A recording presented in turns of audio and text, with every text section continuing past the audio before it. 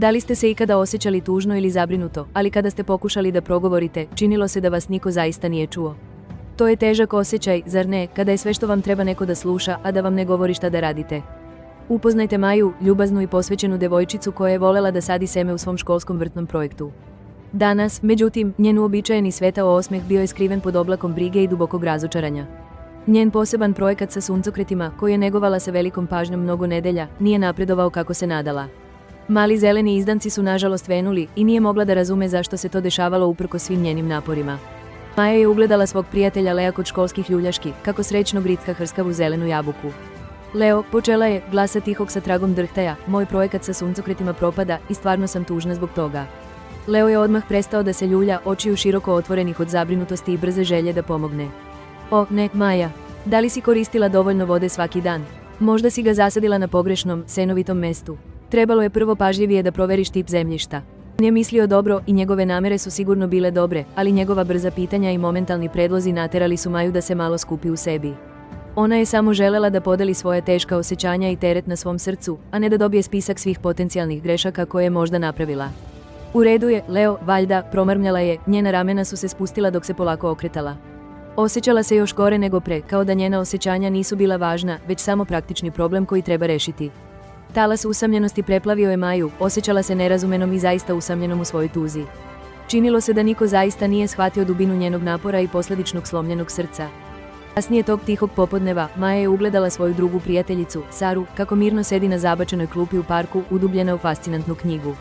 Sara je uvek imala miran, nežan način ponašanja i ljubazan, promišljen izraz lica.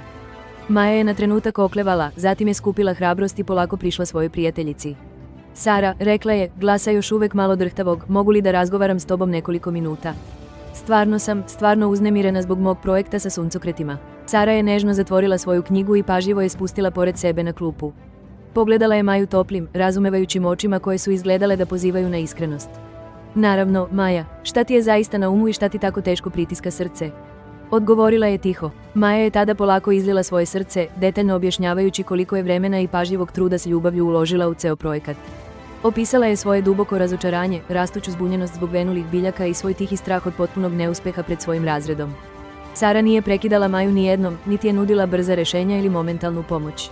Samo je nežno klimnula glavom, pažljivo slušajući svaku reč, zaista upijajući Majinu priču bez osude. Ponekad bi jednostavno i iskreno rekla, to zvuči stvarno teško za proći, ili, potpuno razumem zašto bi se osjećala tako tužno i frustrirano u ovoj situaciji. Dozvolila je Maji da slobodno govori. Sara je pustila Maju da priča sve dok sve njene brige, strahovi i frustracije konačno nisu izašle na otvoreno, više ne zatvorene unutra. Nastala je prijatna, mirna tišina nakon što je Maja završila sa govorom, ispunjena samo dalekim cvrkutom srećnih ptica i šuštanjem lišća. Hvala ti puno, Sara, rekla je Maja, iskren, mali osmeh konačno se pojavio na njenim usnama, ublažavajući napetost na njenom licu.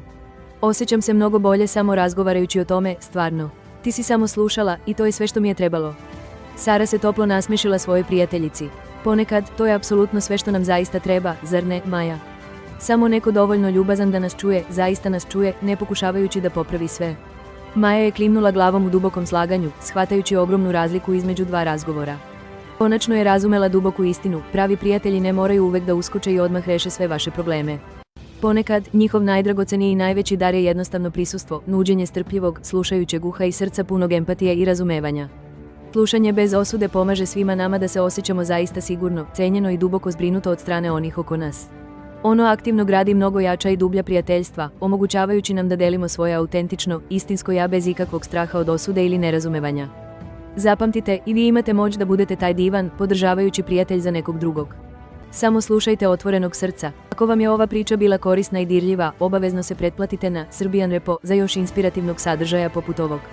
Molimo vas da lajkujete ovaj video i podelite svoje promišljene komentare u odeljku ispod.